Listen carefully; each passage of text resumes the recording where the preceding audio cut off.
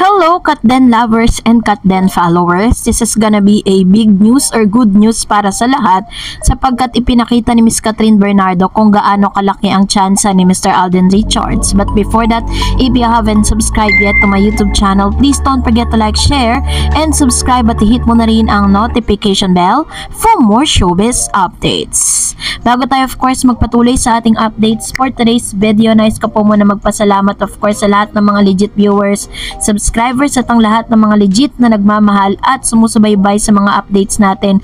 Maraming salamat po sa inyong panonood. Syempre po, bago ang lahat, i-congratulate natin si Miss Catherine Bernardo for winning Most Outstanding Film Actress ng Gawad Lasiniete, no? Ipinost niya po ito sa kanyang IG story and talagang super proud si Miss Catherine na maging parte or isa sa mga awardee, no, dito po sa award giving body na ito. Although hindi siya nakapunta dito, maaaring during that time, ito po yung pag-time na parang umaten siya dun po sa binyag ng anak ni Mr. Atayde or si Mr. Marudo, no? So, ganoon din naman si Alden Richards, nag-post po siya sa kanyang IG na may ganap ngayong gabi sa kanya pong Stardust Bar, no? Magse-celebrate po sila ng New Year's Stardust Chinese New Year celebration January 29, 2025, 6 p.m. tomorrow, and 58 Jupiter Street, ground floor, 58 Building, Makati. So, yun po yung ilan sa mga kaganapan ngayon kay Miss Catherine and Alden Richards. Pero alam nyo po ba na iniintriga itong si Miss Catherine Bernardo sa pag-iwas dito kay Mr. Daniel Padilla.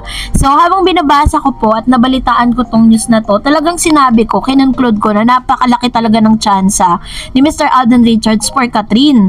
Kasi sinasabi po dito na parang sa isang event, kasi bininyagan ng uniko iho ni Sanjo Marudo at Ria Atayde na si Maricel Savino. Isa sa mga ninang ay walang iba kundi ang kapamilya superstar na si Catherine Bernardo.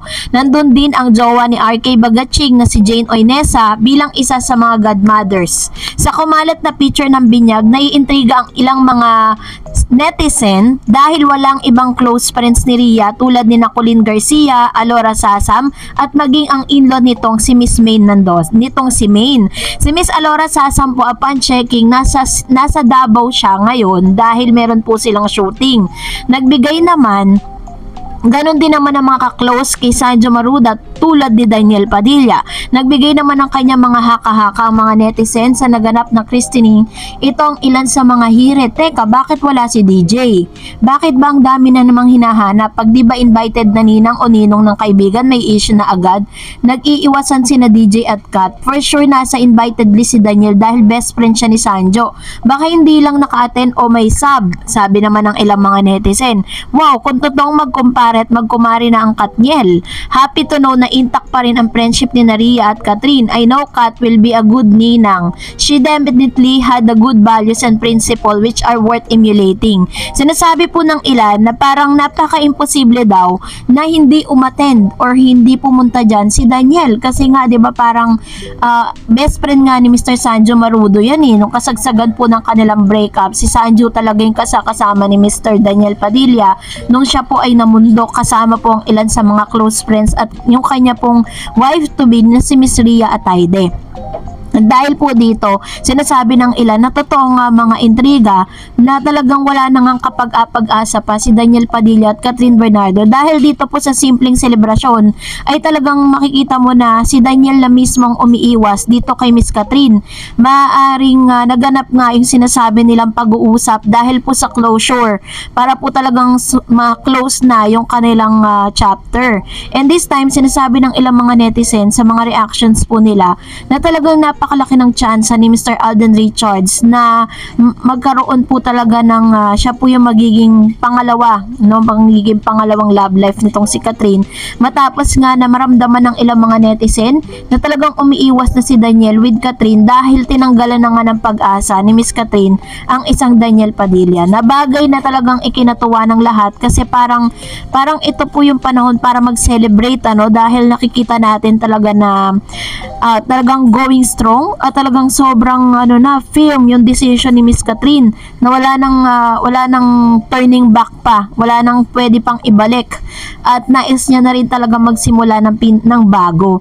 Kaya naman sa kanilang pinaka-latest na ayuda, no, kung saan talagang namataan sila at may mga nagsasabi na talagang together sila sa isang beach resort, marami pong cut din ang natuwa.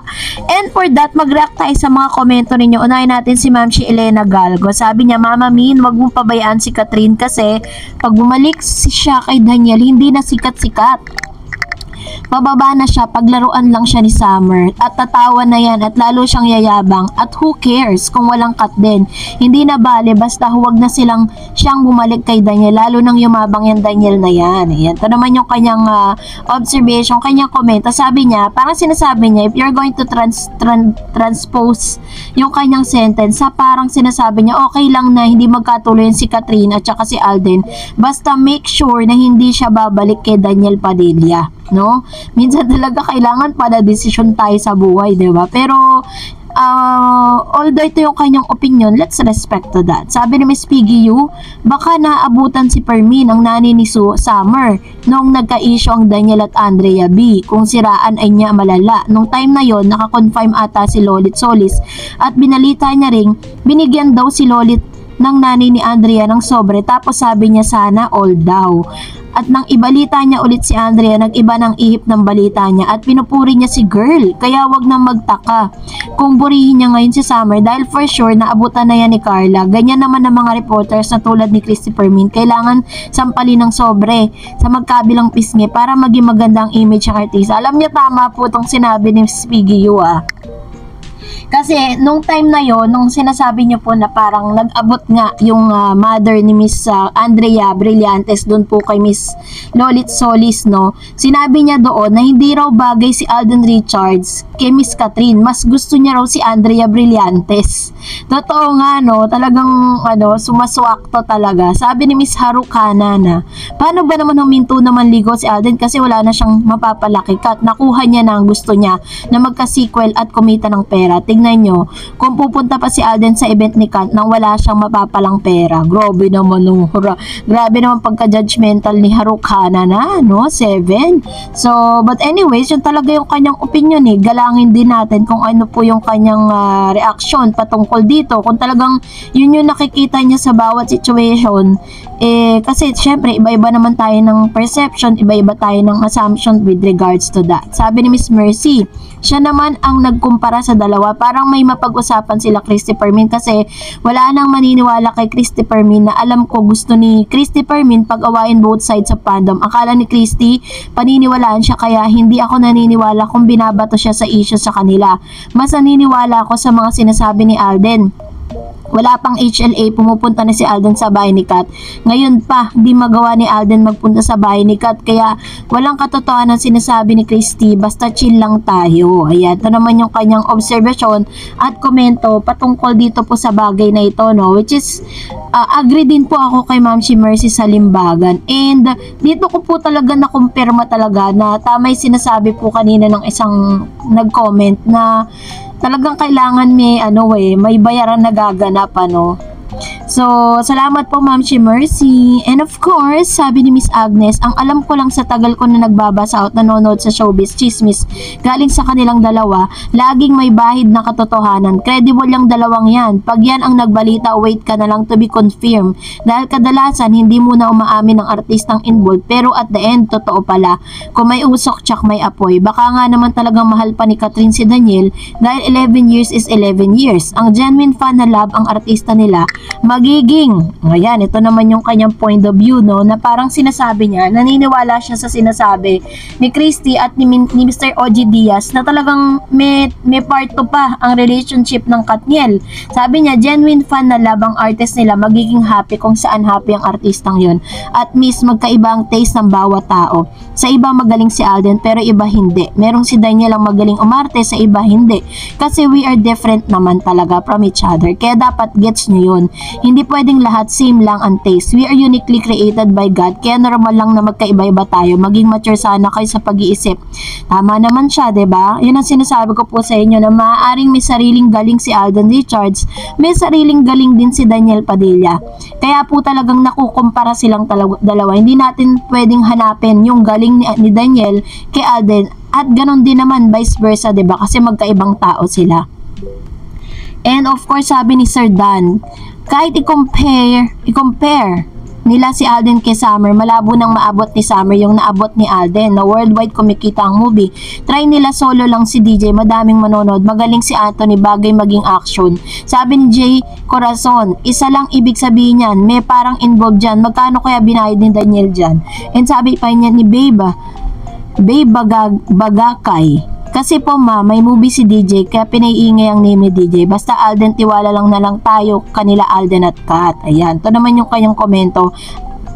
Actually po, kalakaran talaga sa showbiz yan. Once na ang isang artista ay meron po yung project, talagang gumagawa sila ng mga issue, no?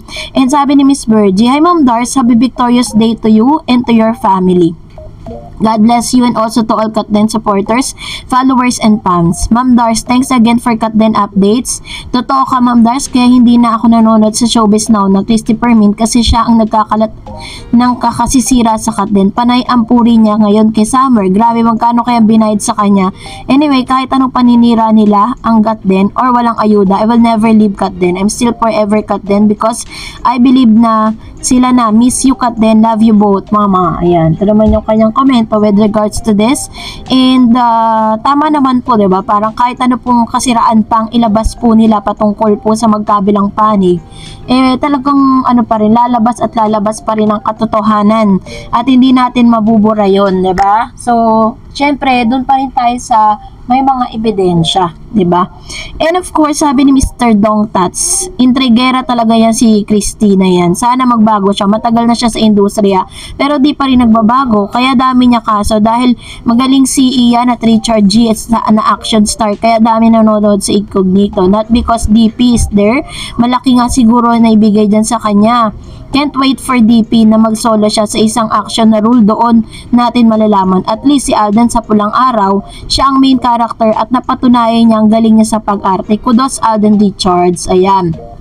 Ito naman yung malaking hamon para kay DJ na just in case, no, bigyan siya ng solo project niya. Diba kasi parang hindi pa siya nakakagawa kasi kung makikita po ninyo sa Incognito, talagang all-star cast yun diba? Richard Gutierrez, Ian Veneracion, Anthony Jennings, isa pa yun na magaling na aktor na si yung na-forgot ko yung name niya, tapos Daniel Padilla. Talagang pinagsama-sama nila yung magagaling na aktor sa ABS-CBN. Sabi ni Miss Jamila, tama, pinaangat nila si Daniel kahit may name na siya sa showbiz kasi umaangat ng husto si Alden Richards. Ganon po talaga ang showbiz, may kompetisyon. May mga times na talagang mas may umaangat, no, kaysa sa'yo. Meron din naman mga times na mas umaangat yung iba kaysa sa'yo. Pero kailangan, you need to keep on strive, no, para at least is hindi ka mapag-iwanan. Sabi ni Miss Benga, naku, kahit anong issue nila sa Katden, wala akong paki. Basta Katden lang, maayuda man o wala. Sa ngayon, sila, but I believe may something na sa kanila. Ito naman yung kanyang paniniwala patungkol po sa Katden.